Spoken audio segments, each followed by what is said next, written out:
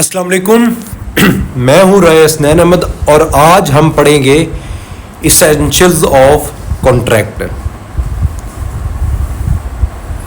किसी एक कॉन्ट्रैक्ट को, किसी एक वैलिड कॉन्ट्रैक्ट के लिए क्या इसेंशियल्स हैं? ये वो इसेंशियल्स हैं जो कॉन्ट्रैक्ट एक्ट 1872 में डिफाइन किए गए हैं। A contract is defined and governed bye a set of essentials that ensure the legality, enforceability and validity of an agreement between two or more parties। अच्छा, एक चीज़ आपको और क्लियर कर दूं, एक कॉन्ट्रैक्ट जो होता है वो बेसिकली एक एग्रीमेंट होता है और ऐसा एग्रीमेंट जो इन्फोर्सेबल बाय लॉ हो उसे हम कॉन्ट्रैक्ट कहते हैं। मतलब जिसे लॉ इन्फोर्स कर रहा हो, लॉ हमें पाबंद कर रहा हो कि इसे आपने कंप्लीट करना है। तो सबसे बेसिक जो चीज़ है वो इसमें आ जाती है ऑफर एंड एक्सेप्टेंस। ये रेलिवेंट प्रोविजन सेक्शन 2 और सब सेक्शन ए और बी बताए गए हैं। अच्छा, देखते हैं। One party must make an offer. जब दो पार्टीज के दरमियान कॉन्ट्रैक्ट होता है तो ज़रूरी ये होता है कि एक पार्टी जो है वो ऑफर दे, वो प्रपोजल दे, and the other must accept it, और दूसरी उसे एक्सेप्ट कर ले। और ये कुछ आगे सिचुएशंस बताई गई हैं जिनको मद्देनजर रखा जाए। The acceptance must be absolute, unconditional and communicated to offerer। और फिर once accepted the offer become a promise। जब एक बार वो ऑफर एक्सेप्ट कर ली तो वो एक प्रॉमिस बन जाता है। For example, A offer to sell his bike to B. A जो है वो अपनी बाइक बी को ऑफर करता है कि मैं तुम्हें सेल करता हूँ 50,000 में, और बी इस ऑफर को एक्सेप्ट कर लेता है कि ठीक है, मैं तुम्हारी ये बाइक जो है ये 50,000 में ख़रीद लेता हूँ। तो this is a valid offer and acceptance. ये एक वैलिड ऑफर है और उसकी एक्सेप्टेंस हो गई है। अच्छा, लॉफुल कंसिडरेशन इसमें होना भी ज़रूरी है। अगर मैं किसी एक शख्स को कह रहा हूँ ये तो मैं बाइक बेच रहा हूँ और बदले में उससे कोई कंसिडरेशन नहीं है, कोई उससे कोई लॉफुल चीज़ नहीं ले रहा हूँ, तो ये भी कॉन्ट्रैक्ट नहीं है। सेक्शन 2D में डिफाइन किया गया है। ये कंसिडरेशन को बताया गया है। Consideration mean something in return. मतलब अगर मैं कुछ दे रहा हूँ तो मुझे वापस भी लेना पड़ेगा, उसके लिए कोई कंसिडरेशन लेनी पड़ेगी। आगे एग्जाम्पल में नीचे आपको और क्लियर हो जाएगा। लेकिन जो भी ये कंसिडरेशन हो, it must be lawful and real. ये लॉफुल भी हो और रियल में भी हो। It can be past, present और फ्यूचर। ये मे भी ऐसा हो सकता है कि मैंने किसी से 10,000 रुपया लिया हुआ है तो मैं उसे कहता हूँ चलो ठीक है अब मैं तुम्हें बाइक दे देता हूँ। पास्ट में मैंने कंसिडरेशन ली हुई थी, अब बाइक दे देता हूँ। या प्रेजेंट की बात कर लें, 10 दो और बाइक लो। फ्यूचर में कर लें कि यार अभी तुम मुझसे बाइक ले लो, जब तुम्हारे पास पैसे हैं तो ये इतने पैसे मुझे दे देना, या 2 महीनों बाद दे देना। कोई टाइम पीरियड हम फिक्स कर लेते हैं इसमें।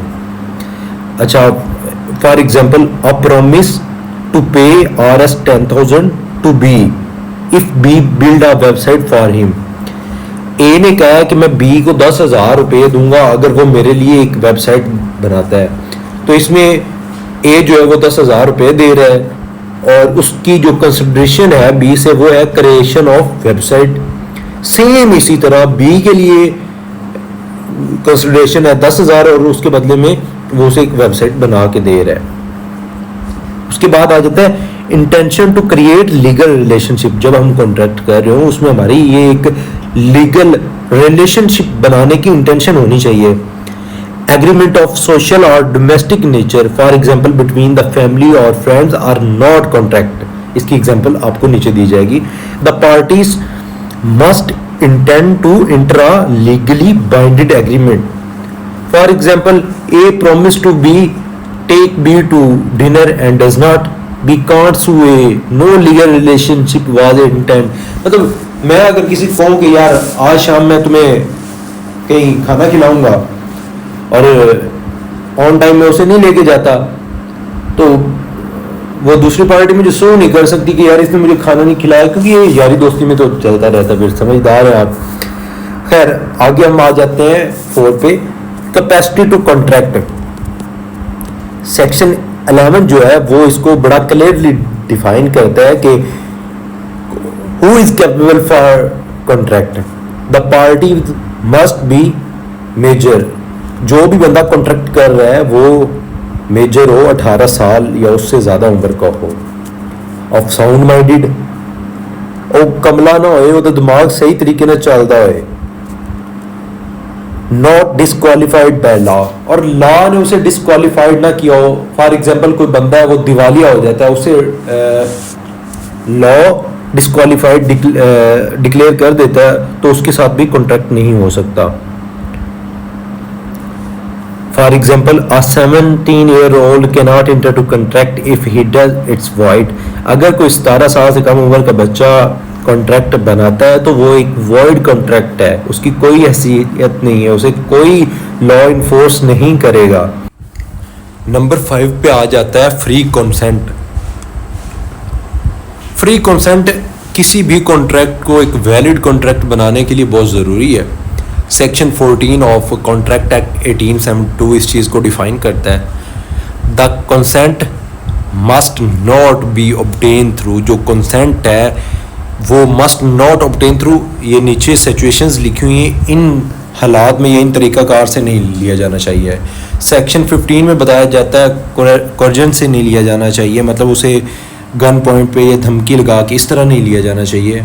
अंडर इन्फ्लुएंस, इन्फ्लुएंस के अंडर हो बंदा तो भी नहीं ले सकते, या कोई उसको फ्रॉड करके उसे सही इन्फॉर्मेशन ना दे के चीज़ें मैनिपुलेट करके अगर उससे कंसेंट लिया जा रहा है वो भी गलत है। मिस रिप्रेजेंटेशन तो भी गलत है, अगर बाई मिस्टेक उसने कर दिया है तो वो सेक्शन 2022 इसको डिफाइन करते हैं। If the consent is not free the contract is voidable और वॉइड। अच्छा, वॉइडेबल और वॉइड के मैं थोड़ा सा आपको बता दूं। वॉइड वो होता है जो सिरे से ही अनलॉफुल होता है, जिसको लॉ इन्फोर्स नहीं करता, और जो वॉइडेबल होता है वो ऐसा कॉन्ट्रैक्ट होता है जिसमें एक बंदे का तो कंसेंट होता है लेकिन दूसरे बंदे को इन्फोर्स करके या किसी भी ऊपर वाले तरीकाकार में से एक यूज़ करके वो उससे कॉन्ट्रैक्ट साइन करवा लिया जाता है। अब उसके पास पावर होती है, वो चाहे तो उसे यूज़ करके उसे वॉइड बना दे, अगर वो ना चाहे तो उसे चलाता रहे तो चलता रहे, वो कोर्ट में जाके उसे कैंसिल करवा सकता है। नंबर 6 पे आ जाता है लॉफुल ऑब्जेक्ट। सेक्शन 23 एक्ट का ये हमें बताता है the purpose of contract must not be illegal. जो हमारा कॉन्ट्रैक्ट का पर्पस है वो इलीगल ना हो, इमोरल ना हो, अगेंस्ट द पब्लिक पॉलिसी के अगेंस्ट ना हो। एग्जाम्पल के तौर पे हम देखते हैं a contract for the sale of drug is not enforceable. जी, हमारा कोई दो लोगों का कॉन्ट्रैक्ट होता है कि हम आपस में ये, तुम मुझे 1 किलो चरस ला के दोगे और मैं तुम्हें बदले में 28,000 या 30,000 रुपया दूंगा, तो ये कॉन्ट्रैक्ट इन्फोर्सेबल बाय लॉ नहीं होगा, ये कॉन्ट्रैक्ट ही नहीं होगा। नंबर 7 पे आ जाता है certainty and possibility of performance. Section 29 और 56 इस चीज़ को डिफाइन करते हैं। The term of contract must be clear and certain. जो उसमें हमारी शराइत तय हो रही हो बड़ी क्लियर और सर्टेन हो। The performance must be possible, और उस कॉन्ट्रैक्ट की वो जो हम कॉन्ट्रैक्ट में ऑफर या एक्सेप्टेंस कर रहे हैं उन चीज़ों की अवेलेबिलिटी हो और उस कॉन्ट्रैक्ट को परफॉर्म करना पॉसिबल हो। फॉर एग्जांपल, मैं एक बंदे को कहता हूँ कि मैं तुम्हें चांद पे 5 मरले का प्लॉट देता हूँ, मुझे 5 लाख रुपया दो, इस चीज़ का कॉन्ट्रैक्ट कर लेते हो, तो ये कॉन्ट्रैक्ट नहीं है, क्योंकि इसकी पॉसिबिलिटी नहीं है कि मैं कैसे 5 मरले का प्लॉट उसे चांद पे भेज सकता हूँ। ये नीचे एग्जाम्पल भी दी